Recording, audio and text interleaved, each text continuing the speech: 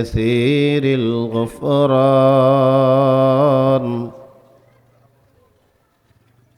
جميل الثناء جزيل العطاء مجيب الدعاء عميم الإحسان ونشهد أن لا إله إلا الله وحده لا شريك له ونشهد أن سيدنا وسندنا ورسولنا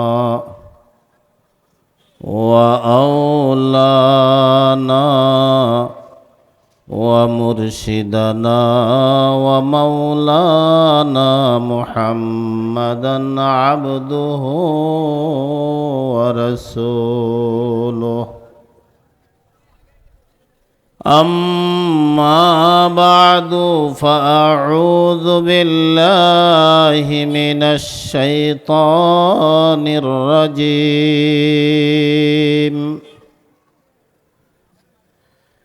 بسم الله الرحمن الرحيم ألست بربكم قالوا بلى وقال تعالى فادخلي في عبادي وادخلي جنتي صدق الله مولانا العظيم وصدق رسوله النبي الكريم ونحن على ذلك لمن الشاهدين والشاكرين والحمد لله رب العالمين میں عاشق مولا ہوں میرا عشق نرالا میں عاشق مولا ہوں میرا عشق نرالا جملہ جہاں جن کی تجلی سے اجالا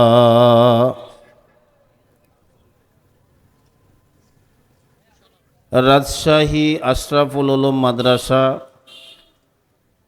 12 রাস্তার মোড় কর্তৃক আয়োজিত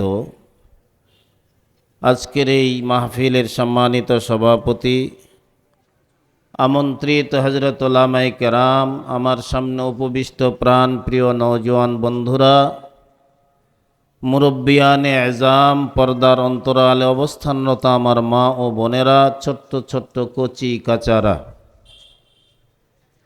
সর্বাগ্রে মহান মালিক আল্লাহর দরবারে শুকরিয়া আদায় করছি যে আল্লাহ তাবারক ওয়া তাআলা আপনাদের মতো কতগুলো নেককার দিনদার মানুষকে সামনে নিয়ে আমার মতো একজন হতভাগা নাদান মূর্খ মানুষকে দ্বীনের কিছু কথা বলার সুযোগ করে দিয়েছেন। এজন্য রবের দরবারে শুকরিয়া আদায় করছি, পড়ছি আলহামদুলিল্লাহ। আলহামদুলিল্লাহ। আওয়াজ বের হয় না কেন? হ্যাঁ, কলিজার গভীর থেকে বলেন আলহামদুলিল্লাহ।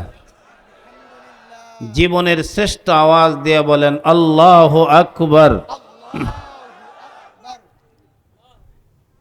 আমাদের চিরচেনা তবুও অচেনা দুটো শব্দ আপনাদের সামনে তেলাওয়াত করেছি।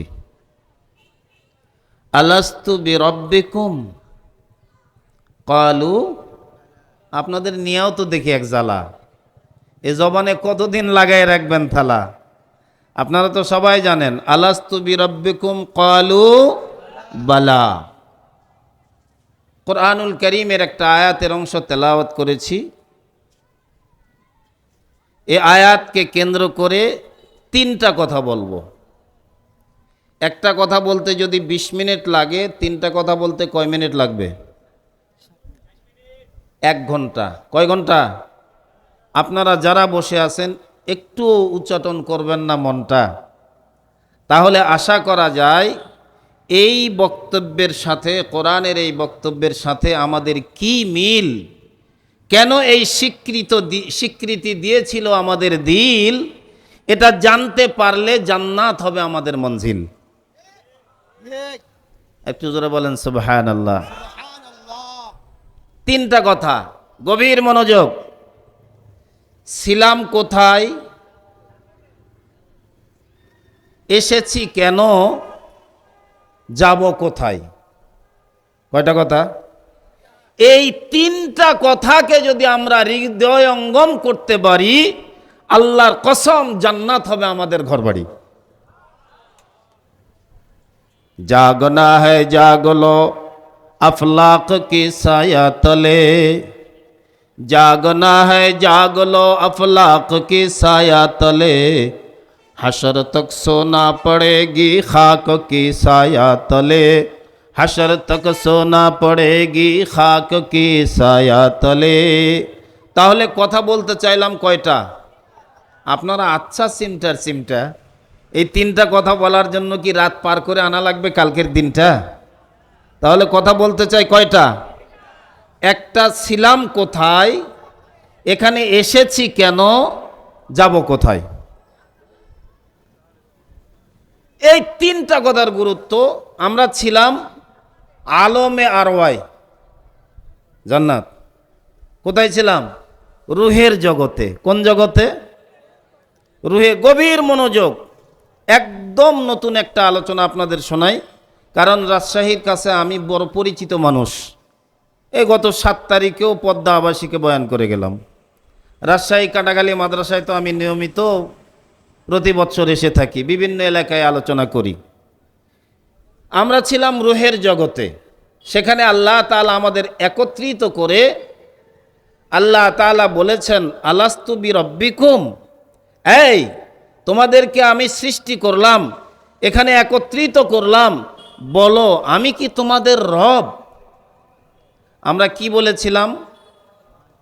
কালু বালা। সবাই বলেন কালু বালা। কাকর বালা মে ফস গয়ে হাম, बला कहकर बला में फंस गए हम, नाम कहते न फंसते बाला में हम। আল্লাহর আরেফ বলেন, এমন একটা শব্দ আমরা ব্যবহার করেছি যেই শব্দটার অর্থ কোনো পরিবর্তন নাই, নিশ্চয়ই আপনি আমাদের রব। সুবহানাল্লাহ বলেন। এবার বলেন তো আমাদের মালিক কে? আসমানের মালিক কে? জমিনের মালিক কে? আপনার আমার মালিক কে? ইয়াকিন আছে তো? কি ভাই আছে তো? রুহের জগৎ থেকে আমরা পর্যায়ক্রমে আসলাম মায়ের রেহেমে। গভীর মনোযোগ কিন্তু। তাহলে প্রথমে ছিলাম রুহের জগতে, সেখান থেকে আসলাম মায়ের গর্ভে, এরপরে আসলাম দুনিয়ায়। তাহলে ছিলাম রুহের জগৎ থেকে মায়ের পেটে, সেখান থেকে দুনিয়ায় এসেছি। বলেন তো রুহের জগতের কোনো কথা কি আমাদের মনে আছে? একজন বলেন আছে মনে? হ্যাঁ। তবে আল্লাহ তাআলা যাদেরকে মনে রাখাইছেন এমন ব্যতিক্রম কিছু আছে। হযরত আলী রাদিয়াল্লাহু তাআলা আনহু, আলী ইবনে আবি তালেব, তিনি বলেন রুহের জগতে আমি যেই জায়গায় দাঁড়িয়েছিলাম, আমার আশেপাশে যারা ছিল সকলের চেহারা আমার এখনো মনে আছে। আরেকটু জোরে বলেন সুবহানাল্লাহ। মানে আল্লাহ পাক। আল্লাহ কি? আচ্ছা বলেন তো আমরা যারা এখানে বসে আছি সবাই মিলে যদি উচ্চ কণ্ঠে চিৎকার দিয়া, পৃথিবীর শ্রেষ্ঠ আওয়াজ দিয়া যদি বলি আল্লাহ তুমি পাক, তাহলে আল্লাহ পাক হয়ে যাবে? কি হবে? এই কিন্তু আমরা যদি আল্লাহকে পাক নাও বলি, আল্লাহ কি নাপাক থাকবে? কিন্তু আল্লাহকে যদি আমরা পাক বলি, লাভ কি? ফেরেশতারা পর্যন্ত ডাক দিয়া বলবে, আল্লাহ এই 12 রাস্তার মধ্যে রাস্তায় বসে বসে রাতের অন্ধকারে তোমার বান্দারা তোমাকে পাক বলে ডাক দিচ্ছে। রেডি হন, সুবহানাল্লাহ বলার জন্য রেডি হন। আল্লাহ তাআলা ডাক দিয়া বলেন, এই ফেরেশতারা, এরা কি আমারে দেখেছে? লা ইয়া রব, ও মালিক, তারা দেখে নাই। আল্লাহ তাআলা বলবেন, দেখে নাই যখন বান্দা আমাকে পাক বলতেছে, তোরা সাক্ষী থাক, এই বান্দাদের গুনাহগুলো আমি আল্লাহ মাফ করে পাক করে দিলাম।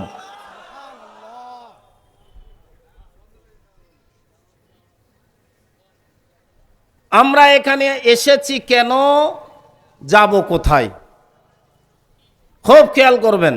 তাহলে আমরা প্রথমত ছিলাম রুহের জগতে, কোথায়? এরপরে এসেছি মায়ের গর্ভে।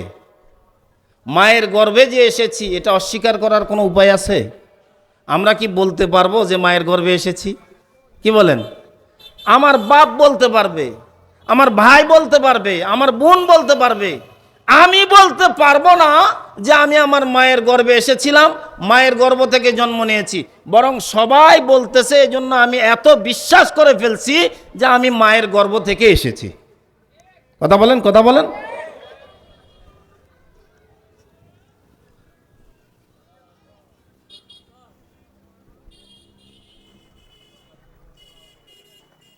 আমরা যাব কোথায়? কি হুজুর এসে গেছে? আমাদের সবার কাছে আছে খবর, দুনিয়াতে যাওয়ার একটা জায়গা, স্টেশন হলো যার নাম কবর। যার নাম কি? তাহলে আসলাম, এইদিকে তাকান, ওদিকে কি দেখেন? আসলাম রুহের জগৎ থেকে মায়ের গর্ভে, মায়ের গর্ভ থেকে আসলাম দুনিয়ায়, দুনিয়া থেকে যাব কবরে, কবর থেকে আরেকটা জায়গায় যাব, তার নাম হাসর। তার নাম কি? আওয়াজ যদি না দেন তাহলে বুঝবো যে আমাকেই আপনারা দিচ্ছেন বাঁশটা। বলেন তো আমাদের স্টেশন কয়টা? আরো ধীরে বলেন, কয়টা? জোরে বলেন, কয়টা? ইসলামের স্তম্ভ কয়টা? নামাজ কয় ওয়াক্ত? হাতের আঙ্গুল কয়টা? আমাদের স্টেশন কয়টা?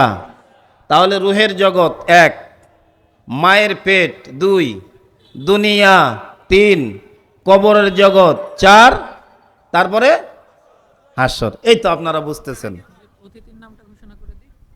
দেন দেন, কি করবেন আর।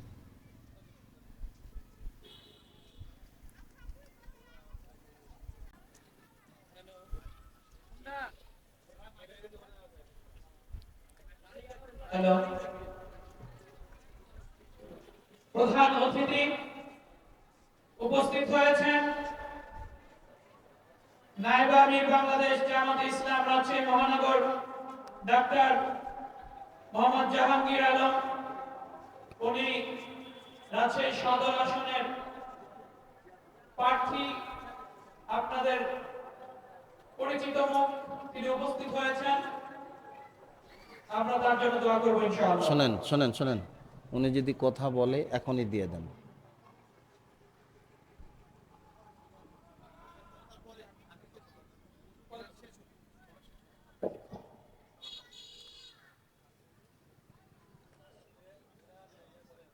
আল্লাহ তাআলা যে কথাগুলো আমি বলছি এগুলো, ওয়ালাইকুম আসসালাম ওয়া রাহমাতুল্লাহ, প্রথমত আমাকে, অতঃপর আমাদেরকে আমল করার তৌফিক দান করুক।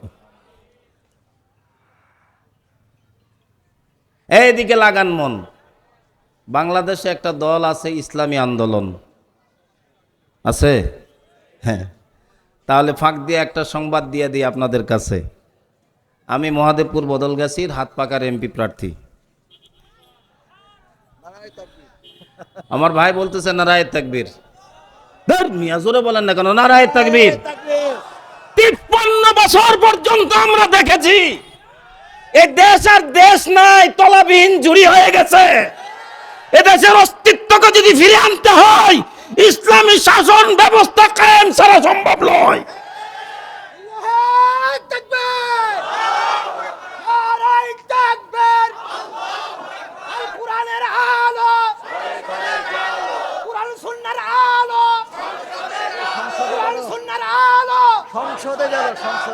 ঘরে ঘরে জ্বালাইতে জ্বালাইতে তো ঘর শেষ, ধ্বংস হয়ে গেছে দেশের পরিবেশ।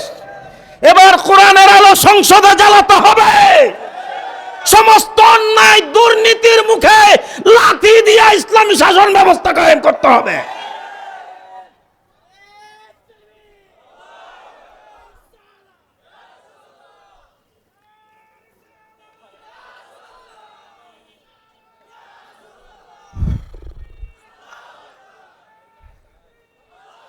আলহামদুলিল্লাহ, গভীর মনোযোগ, কারণ আমাদের দিলের ভিতরে ঢুকছে দুনিয়ার নানান রকমের রোগ।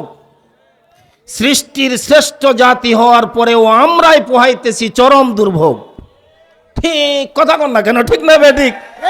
আজকে ফিলিস্তিনে মার খায় মুসলমান, গাজায় রক্ত ঝরায় মুসলমান, Bosnia, gazania, Kashmir, Burma, Bharat, সর্ব জায়গায় মুসলমানের রক্ত ঝরছে। আজকে মুসলমানরা যদি এক কাতারে দাঁড়াতো, খোদার কসম ওই পাশ্চাত্যের বেঈমানরা মুসলমানদের সামনে মাথা উঁচু করে দাঁড়াতে সাহস পেত না। কিন্তু দুঃখের বিষয়, ইসলামকে ছাড়তে ছাড়তে এত দূরে চলে গেছি আমরা, গন্ডারের মতো মোটা হয়ে গেছে আমাদের শরীরের চামড়া। ইসলামের উপর আঘাত আসলে আমাদের কলিজায় লাগে না, কোরআনের উপর আঘাত আসলে আমাদের কলিজায় লাগে না, দ্বীনের উপর আঘাত আসলে আমাদের কলিজায় লাগে না। অথচ দাবি করি মুসলমান। এই মুসলমান আজ গোটা দুনিয়ায় হচ্ছে অপমান। আল্লাহ আমাদেরকে সহি বুঝদান করুক। আর একটু জোরে বলেন আমিন। শুধু আমিন বললেই হবে না, নিজের মন মানসিকতাকে পরিবর্তন করতে হবে। কথা বলেন, কথা বলেন। তাহলে আমরা বলেছিলাম আলাস্তু বিরাব্বিকুম, আল্লাহ বলেন এই তোমরা বলো আমি কি তোমাদের রব নই, আমি কি তোমাদের প্রভু নই? আমরা বলেছিলাম কালু বালা, কালু নিশ্চয় আপনি আমাদের রব।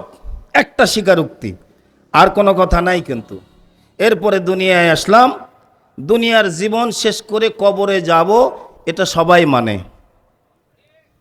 কথা কয় না রে, এটা সবাই মানে না। আপনি হিন্দু বলেন, মগ বলেন, মুলং বলেন, চামার বলেন, ডোমার বলেন, হাড়ি বলেন, সাঁওতাল বলেন, ইহুদি বলেন, নাসারা বলেন, বৌদ্ধ বলেন, খ্রিস্টান বলেন, হিন্দু বলেন, মুসলমান বলেন, বর্তমান দুনিয়ায় প্রায় 800 কোটি মানুষ। সব মানুষ এই কথার স্বীকারোক্তি দেয়, হুজুর এটা ভালো করে আছে স্মরণ, একদিন না একদিন আমার দুয়ারেও আসবে ভয়ঙ্কর মরণ। কথা বলেন। मौत को मत दूर समझो, मौत है हरदम करीब। मौत को मत दूर समझो, मौत है हरदम करीब। यार तेरे को न होगा गोर जाने के लिए, यार तेरे को न होगा गोर जाने के लिए। काम आने का नहीं हर एक जुदा हो जाएगा, बल्कि हर हर उज़्व दुश्मन जान का हो जाएगा। আজকের যে আমোদ ফুর্তি আনন্দ, যে অর্থের বাহাদুরি, ক্ষমতার বাহাদুরি, নিজের রক্তের গরম, সব একদিন হয়ে যাবে বন্ধ। যেদিন আপনার প্রাণ বের হয়ে যাবে, চোখ হয়ে যাবে অন্ধ। কথায় কি আছে কোনো দ্বন্দ্ব? তাহলে ঠিক কথা কন না কেন? ঠিক না বে ঠিক? ঠিক কইলেও তো ঠিক, না কইলেও ঠিক। কথা বলেন, কথা বলেন। এখন আসেন, একটা স্বীকারোক্তি দিয়ে আমাদেরকে দুনিয়ায় পাঠাইলো, দুনিয়ায় আমরা করব কি? আল্লাহ যে আমাদের রব, এই স্বীকারোক্তিটা দিয়েছি, এই স্বীকারোক্তি দেওয়ার পরে আমাদেরকে করা লাগবে কি আমরা তো জানি না, জানা আমাদের সীমানার বাইরে। এজন্য আল্লাহ তাআলা দুইটা জিনিসের মাধ্যমে আমাদেরকে জানাইছেন যে এই দুনিয়ায় আমরা করব কি। কয়টা মাধ্যম? আরো জোরে বলেন, সবাই বলেন কয়টা? একটা হলো কিতাবুল্লাহ, আর একটার নাম রিজালুল্লাহ। বলেন একটার নাম, সবাই বলেন একটার নাম কিতাবুল্লাহ। আমরা তো সবাই মোটামুটি বুঝতেছি যে কিতাবুল্লাহ মানে আল্লাহর কিতাব। কার কিতাব? আল্লাহর কিতাব। আর একটা হলো রিজালুল্লাহ, আল্লাহর প্রেরিত পয়গম্বর, আল্লাহর প্রেরিত কি? আমার কথা কি বুঝতে অসুবিধা হচ্ছে আপনাদের? গভীর মনোযোগ দিয়ে কথাটা শুনবেন। এই কেবল আমার মূল আলোচনাটা শুরু হলো।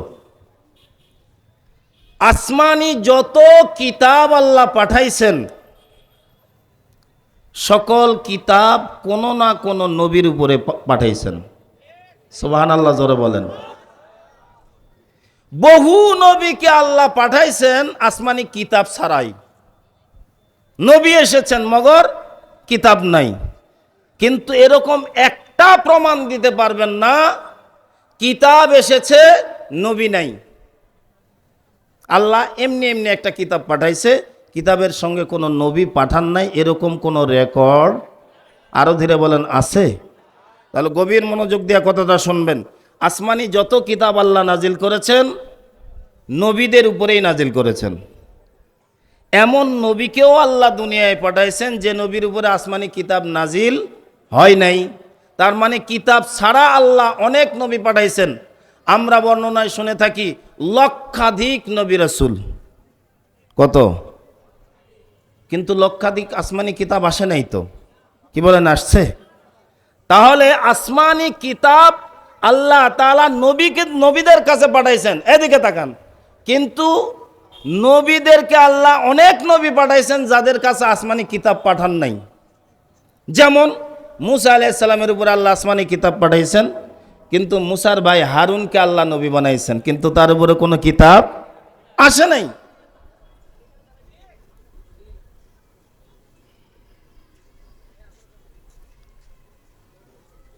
গভীর মনোযোগ। একটা এক্সাম্পল দিই। আমরা বলেছি আলাস্তু বিরাব্বিকুম, আল্লাহ বলেন আমরা বলেছি ক্বালু বালা।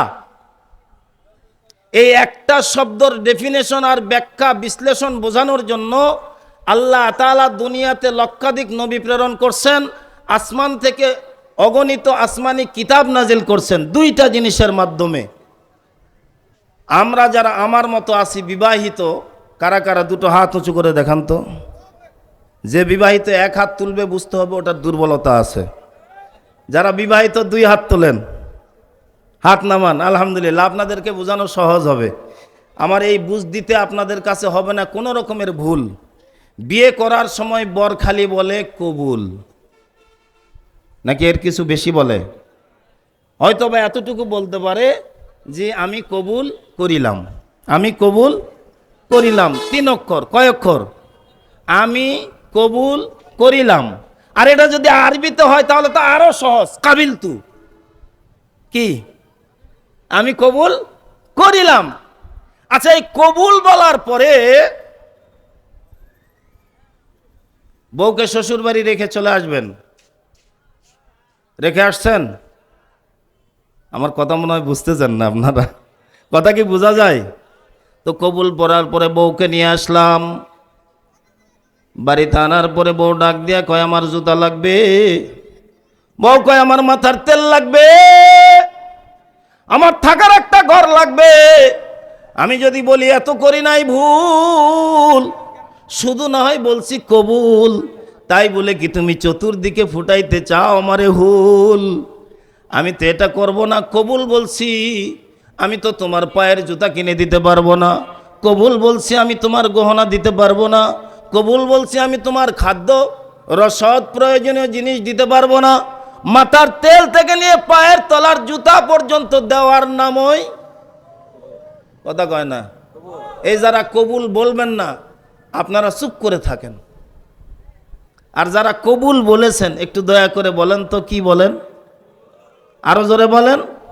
শোনেন, এই কবুল বলার অর্থ হলো এই মেয়েটার এখন থেকে তার মৃত্যুর আগ পর্যন্ত যত চাহিদা আছে, শারীরিক চাহিদা, যৌবিক চাহিদা, পারিবারিক চাহিদা, সামাজিক চাহিদা, রাজনৈতিক চাহিদা, সকল চাহিদা আপনাকে পূরণ করতে হবে।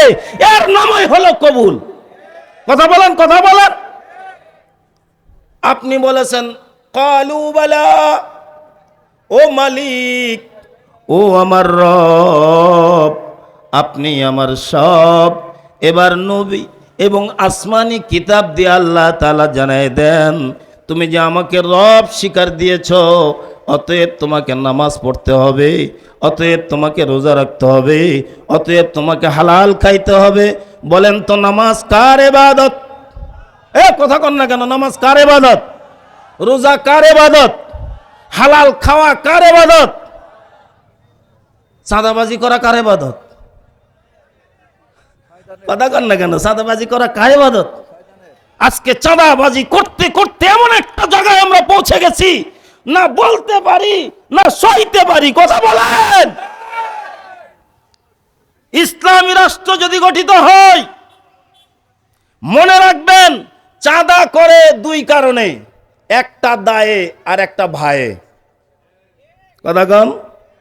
দায়ে যদি কেউ চুরি করে, ইসলামী আইন বলে না তার হাত কেটে দাও, বরং শরীয়ত বলে তার কর্মসংস্থানের ব্যবস্থা করে দাও।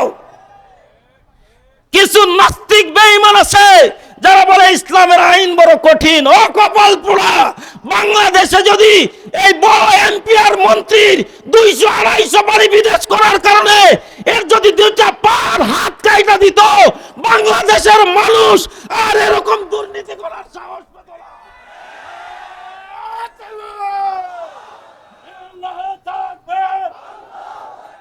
ইসলামের শত্রুরা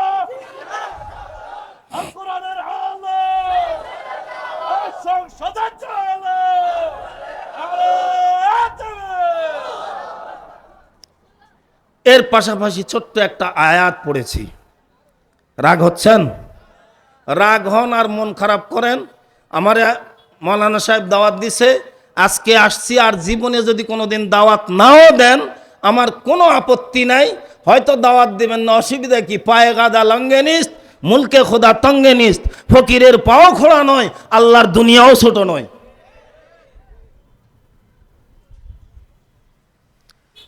আল্লাহ তাআলা বলেন, ফাদখুলি ফি ইবাদি, ফাদখুলি ফি ইবাদি ওয়াদখুলি জান্নাতি।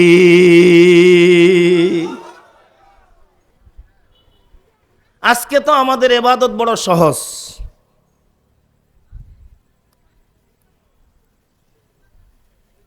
বড় সহজ। ইসলামের প্রারম্ভিক যুগে ইবাদত বড় কষ্টের ছিল। যেমন বুখারী শরীফ খুলে দেখেন, রাসূলের জামানায় প্রথম অবস্থায় রোজার সেহরি খাওয়া লাগতো ঘুম যাওয়ার আগে। কখন? কি ভাই, আমার কথা বুঝতেছেন না? কখন? তার মানে আপনি যদি সন্ধ্যা রাত্রেই ঘুম যান আর শেষ রাত্রে উঠে খেতে পারবেন না। সন্ধ্যা রাত্রেই খেয়ে তারপরে আপনাকে ঘুমাতে হবে। এই খাওয়ায় আপনার সেহরি, এরপর আগামীকাল সূর্যাস্তের পরে আপনাকে খাইতে হবে। কায়দা না বেকায়দা? আরো ধীরে বলেন, কায়দা না বেকায়দা? ছোট্ট একটা মজার হাদিস শোনায় দেই। বুখারীর মধ্যে আসছে, মদিনার জমিনে আল্লাহর এক বান্দা আনসার সাহাবী পরের বাড়িতে কামলা দেয়, বাড়িতে কাজ করে ঘরে ফিরতেছে। সন্ধ্যাবেলায় বিবিকে এসে ডাক দিয়া কয়, বিবি শরীরটা বড় ক্লান্ত হয়ে গেছে, কিছু খাবার কি দিবি?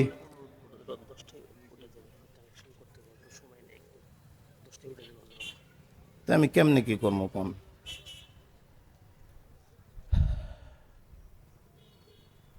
ওই সাহাবীর বাড়ির রিপোর্ট হলো ঘরে খাবারের কোনো বস্তুই, আমার কথা বুঝতেছেন না, খাবারের কোনো বস্তুই, একটা খেজুর যে স্বামীকে দিবে সেটাও নাই। অথচ এই স্বামী এসে ডাক দিয়া বলতেছে, বিবি খাবার দাও। এই অবস্থায় যদি আমরা আমাদের বউকে ডাক দিয়া বলতাম, তো আমার 14 গোষ্ঠী উদ্ধার করে বলতো, ঘর কি থুয়ে গেছ যে খাবার দেবো? কথা কন না কেন? কথা কন না কেন? আল্লাহর বান্দি ডাক দিয়া কয়, স্বামী আপনি একটু বিশ্রাম নেন, দেখি আমি একটু খানার ব্যবস্থা করতে পারি কিনা। সুবহানাল্লাহ বলেন। প্রতিবেশীর বাড়িতে গেছে, একটু গম কর্জ নিয়ে আসছে। এখন তো মিলেই দিলে আটা বের হয়ে যায়, সুইচ দিলে আটা বের হয়। তখন কিন্তু জাতি ছিল, জাতি আমরাও ছোটবেলায় দেখছি। যে জাতির মধ্যে ডাল চাল হাত দিয়া ঘোরাইলে চতুর্দিক দিয়ে আটা বের হয়।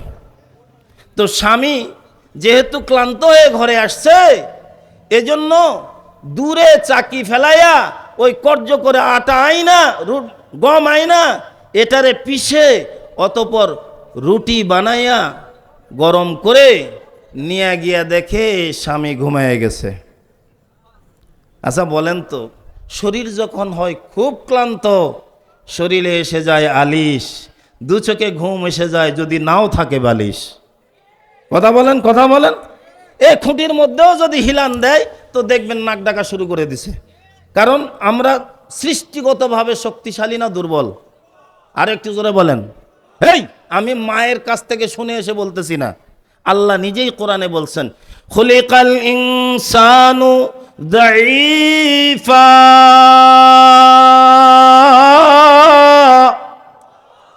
আল্লাহ তাআলা বলেন মানুষকে আমি বড় দুর্বল করে বানাইছি।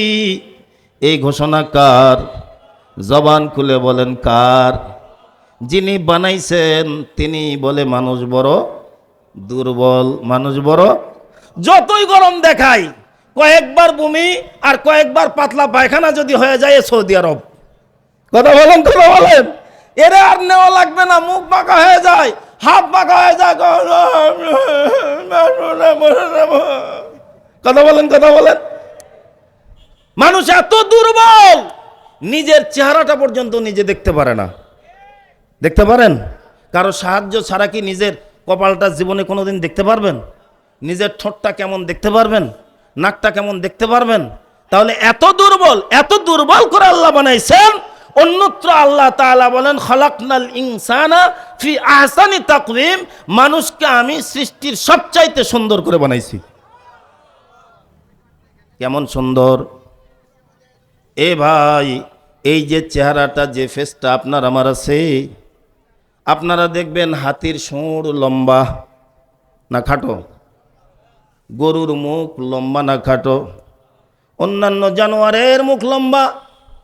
অথচ আল্লাহ তাআলা এমন কুদরতি কায়দায় বানাইছেন, আল্লাহ বলেন সুন্দর করে বানাইছি রে বান্দা।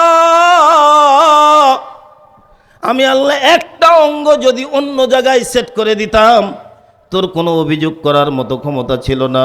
কতটা অসুবিধা হইতো একটু দেখেন। এই নাকটা যদি জায়গায় না লাগায়া আল্লাহ যদি নাকটা পিঠের মাঝখানে দিতেন, আপনার আমার অভিযোগ করার কি কোনো ক্ষমতা ছিল? আরো ধীরে বলেন, ছিল? আজকে যখন গণসংযোগ করতে গেছি, সেই বালুভরা বদলগাছি থানার শেষ প্রান্তে দেখি একটা লোকের জোহরের নামাজ আমার পিছনে আদায় করলো। ও আসছে আমার সঙ্গে মুসাফা করতে, দুইটা হাত এ পর্যন্ত নাই। আমার চোখে পানি আসছে, বয়স্ক মানুষ। আমি বললাম ভাই, এই হাত কি আপনার আগের থেকে ছিল না নাকি জন্ম থেকেই? ও বলে হুজুর জন্ম থেকেই ছিল না। আমি ওরে বুকে জড়ায় ধরছি, আমার চোখের পানি ওর পিঠে পড়তেছে, আল্লাহর শুকরিয়া আদায় করতেছে। আল্লাহ তুমি যে দুইটা হাত আমারে দিছো, কিয়ামত পর্যন্ত সিজদায় পড়ে যদি তোমার শুকরিয়া আদায় করি আদায় হবে না। শুধু এই নাকটা যদি এই জায়গায় না দিয়ে আল্লাহ পিঠের মাঝখানে দিতেন, বলেন তো সুবিধা না অসুবিধা? আরো ধীরে বলেন, সুবিধা না অসুবিধা? একটা শুধু দেখাই, একটা খাবার আপনি হাতের মধ্যে নিছেন, এই হাতটা যখন চোখের সামনে নিছেন, চোখ আপনার এলাও করতেছে ওকে ফাইনাল খেতে পারো। এরপরে এটা তো দুর্গন্ধ আছে কিনা এটাকে পরীক্ষা করার জন্য হাতটা পেঁচায় পিছনে নেওয়া লাগবে। নাকের কাছে যে দেখ, ও নোজ, রিপোর্ট দে ঠিক আছে কিনা। এরপরে হাতটা ঘুরায় যখন মুখের কাছে আনবো, সুবিধা হইতো না বেসুবিধা হইতো? সুবিধা না অসুবিধা? অথচ আল্লাহ তাআলা বলেন খালাকনাল ইনসানা ফি আহসানি তাকওয়িম। এ বান্দা, আমি তোমার এত সুন্দর করে তোমার চেহারাটা বানাইছি আমি আল্লাহ আমার কুদরতি হাত দিয়া। আল্লাহু আকবার। একটা লোক হাতে নেওয়ার সঙ্গে সঙ্গে আই কম্পিউটার ডাক দিয়া বলে চলবে না। এরপরে যখন এটা মুখের কাছে নিছি, তো এমন একটা মেশিন আল্লাহ তৈরি করে দিয়েছেন, নাক ডাক দিয়া কয় হবে না। এরপরেও যখন এটাকে টাইনা মুখের মধ্যে দিয়ে দিছি, তো ওখানে আরেকটা মেশিন আল্লাহ ফিট করে রাখছেন, জিহ্বা কয় হবে না। এরপরেও যদি এটা আমরা খাইয়া ফেলি, পেটের মধ্যে দিয়া হেলিকপ্টার আর এরোপ্লেন যায়, এর জন্য কি আল্লাহ দায়ী? আরো ধীরে বলেন, আল্লাহ দায়ী? আল্লাহ তাআলা রিজালুল্লাহর কিতাবুল্লাহ দিয়া, দুনিয়াতে আসমানি কিতাব এবং পয়গম্বরকে দিয়া মানুষ এই যে স্বীকারোক্তি দিয়েছিল ক্বালু বালা, এর বাস্তব চিত্র যাতে করে দুনিয়ায় পালন করে কবর জগতে যাইতে পারে, তো আল্লাহ ডাক দিয়া বলবেন উলবিসু বিল জান্নাহ ওয়া আফরিসু বিল জান্নাহ।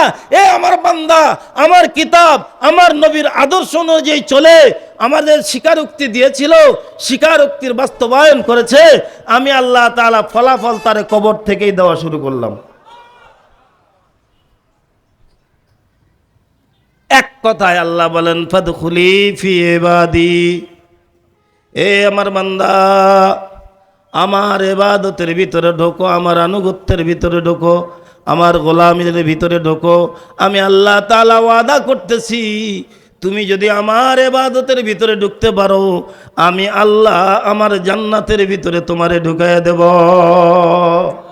আল্লাহ যদি দয়া করে আমাদেরকে জান্নাত দেয়, কারা কারা আল্লাহর জান্নাতে যাইতে রাজি আছে? দেখেন তো কোনো কপাল পুরা বর্ণচোরা আছে নাকি যে হাত তোলে নাই? হাত টান করেন, বলেন আল্লাহ। আরো ধীরে কোন, জোরে বলেন আল্লাহ আমাদের সবাইকে তোমার জান্নাত দান করো। জোরে বলুন আমিন।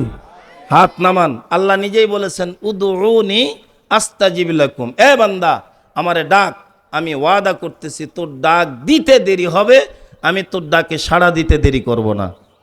আরো জোরে বলেন সুবহানাল্লাহ। তাহলে দুনিয়ার মানুষের এই স্বীকারোক্তির বাস্তবায়নের জন্য আল্লাহ তাআলা এক নম্বরে পাঠাইছেন কিতাবুল্লাহ। এক নম্বর কি? এই কিতাবুল্লাহ, আল্লাহর কিতাব।